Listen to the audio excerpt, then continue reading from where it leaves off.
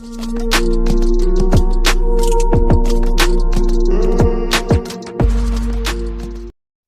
दोस्तों, स्वागत है आपका हमारे YouTube चैनल पर। और आज हम आ चुके हैं एक नए वीडियो के साथ, जिसमें हम लोग डिस्कस करेंगे कि व्हाट इज़ JVM। JVM क्या होता है जावा में। तो JVM stands for Java virtual machine. JVM क्या होता है? वर्चुअल मशीन होता है। तो इसको हम लोग रियल लाइफ के एग्जांपल से एक बार समझ लेते हैं कि है क्या एटलीस्ट ये। So JVM is like a cricket ground, so where the players perform. जो क्रिकेट की पिच होती है, जो ग्राउंड होता है, वहाँ पे प्लेयर्स क्या करते हैं? परफॉर्म करते हैं अपने गेम को। तो same JVM is a virtual machine where Java byte code is execute. जहाँ पे जावा का जो बाइट कोड होता है वो एग्जीक्यूट होता है, उसको हम लोग बोलते हैं JVM। ठीक है। तो जावा क्या है? JVM stand for Java virtual machine. Virtual मतलब ये एग्जिस्ट दिखाई नहीं देगी, लेकिन ये वर्चुअल मशीन होती है। ठीक है।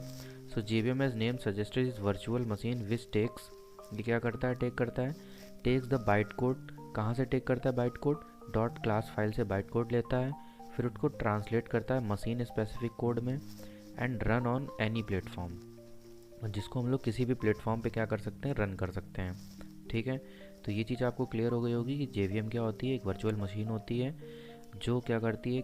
टेक करती है byte code dot class file से और उसको ट्रांसलेट करती है मशीन कोड में, और फिर हम उसको किसी भी प्लेटफॉर्म पे क्या कर सकते हैं? रन कर सकते हैं। ठीक है। अब जावा को प्लेटफॉर्म इंडिपेंडेंट कहते हैं, मैंने आपको इसके फीचर्स में बताया था। तो यहाँ पे जो थर्ड पॉइंट लिखा हुआ है बहुत ही इंपॉर्टेंट पॉइंट है कि JVM is a platform dependent which makes Java platform independent. तो मतलब पूरा जो खेल होता है JVM का होता है, क्योंकि जो क्या करता है? जावा को प्लेटफॉर्म इंडिपेंडेंट लैंग्वेज बनाता है। वो कैसे? तो देखो, JVM क्या है? जैसे मान लो हर एक सिस्टम का अलग अलग जो वर्चुअल मशीन होती है JVM, ये हर एक सिस्टम की क्या होती है? अलग होती है, डिपेंडेंट होती है। जैसा कि मैंने इस पॉइंट में लिखा है कि JVM is a platform dependent. जो वर्चुअल मशीन है वो प्लेटफॉर्म डिपेंडेंट है। तो हर एक मशीन की जो हर एक जो प्लेटफॉर्म है उसका क्या होगा?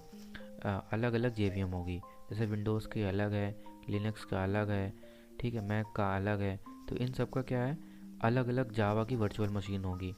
तो जो ये बाइट कोड होता है, जो डॉट क्लास फाइल से हम लोग निकालते हैं, फिर इसको ट्रांसलेट कर लेते हैं मशीन स्पेसिफिक कोड में। तो जो ये मशीन स्पेसिफिक कोड होता है वो क्या करता है कि हर एक जो हमारी JVM है, तो हर एक मशीन की JVM वर्चुअल मशीन अलग है, तो उस वर्चुअल मशीन में ये क्या होता है? रन हो जाता है। ठीक है। तो इसीलिए हम इस कोड को कहीं पे भी रन कर सकते हैं, क्योंकि जो जावा जो वर्चुअल मशीन है वो प्लेटफॉर्म डिपेंडेंट है। ठीक है। अगर मान लो विंडोज़ की होती जो JVM है वर्चुअल मशीन, तो वो क्या हो जाती? प्लेटफॉर्म डिपेंडेंट हो जाती, क्योंकि केवल विंडोज़ पे ही ये रन करेगा और कहीं नहीं करेगा। तो अलग अलग मशीन के अलग अलग वर्चुअल मशीन्स होती हैं। तो जो हमारा ये ट्रांसलेट करके मशीन कोड में कन्वर्ट करता है स्पेसिफिक कोड में, इस कोड को हम लोग कहीं पे भी रन कर सकते हैं। इसीलिए हम लोग बोलते हैं कि जावा जो प्लेटफॉर्म है, जो जावा है वो प्लेटफॉर्म इंडिपेंडेंट लैंग्वेज है। ठीक है। तो आई होप आप लोगों को JVM क्लियर हो गया होगा कि JVM stands for Java virtual machine. और ये क्यों होता है कि ये करता है जो डॉट क्लास फाइल से बाइट कोड को निकालता है, फिर उसको ट्रांसलेट करता है मशीन स्पेसिफिक कोड में, तो इसको हम लोग कहीं पे भी रन कर सकते हैं। अब जावा जो है JVM है वो क्या है? प्लेटफॉर्म डिपेंडेंट होती है। हर एक प्लेटफॉर्म का अलग अलग वर्चुअल मशीन होती है। So which makes Java platform independent. ये पॉइंट बहुत ही इंपॉर्टेंट है, आपको अच्छे से समझना चाहिए। तो एक बार बात करते हैं कि JVM का आर्किटेक्चर क्या होता है। तो JVM के आर्किटेक्चर में क्या होता है कि हमारे बाइट कोड वेरीफायर होता है, मतलब पहले बाइट कोड को हम लोग वेरीफाई करते हैं, मेमोरी एरियाज़ होते हैं इसमें, और एग्जीक्यूशन इंजन होते हैं, क्योंकि हमारा जो कोड होता है वो यहीं पे ही एग्जीक्यूट होता है। ठीक है। तो एक बार क्या करते हैं, जो हमारी JVM है, JDK और JRE है, सबको एक बार देख लेते हैं पूरा। तो हम लोगों ने यहाँ पे क्या, हाँ, JRE हम लोगों ने सबसे पहले पढ़ा था। तो सबसे पहले हम लोगों ने पढ़ा था JDK। तो हम लोगों ने JDK के बारे में आपको बताया था कि JDK क्या है? एक जावा डेवलपमेंट किट होती है, जिसके अंदर हमारे क्या होते हैं? सॉफ्टवेयर होते हैं, पैकेजेस होते हैं जो कंटेन करते हैं development tool and run time environment. और JDK is use to develop and test and deploy the applications, Java applications. तो इसमें क्या होता है? JDK में टूल्स होते हैं जो हमारी जावा एप्लीकेशंस को क्या करने के लिए?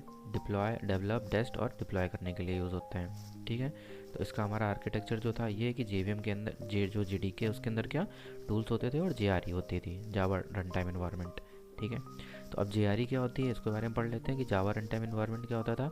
ये क्या करता था? एक प्रोवाइड, जैसे हमने यहाँ पे नाम दिया है, तो एक इन्वायरमेंट प्रोवाइड करता था जावा प्रोग्राम को रन करने के लिए।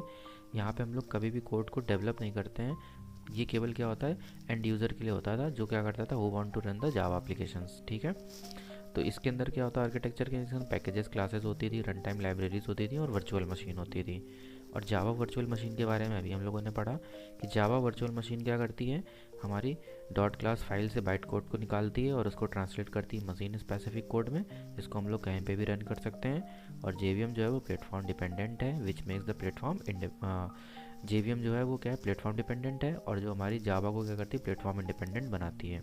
ठीक है, तो आई होप आप लोगों को जो ये जेवीएम है, जेडीके, जेवीएम और जेआरई अच्छे से तीनों के कॉन्सेप्ट समझ आ गए होंगे।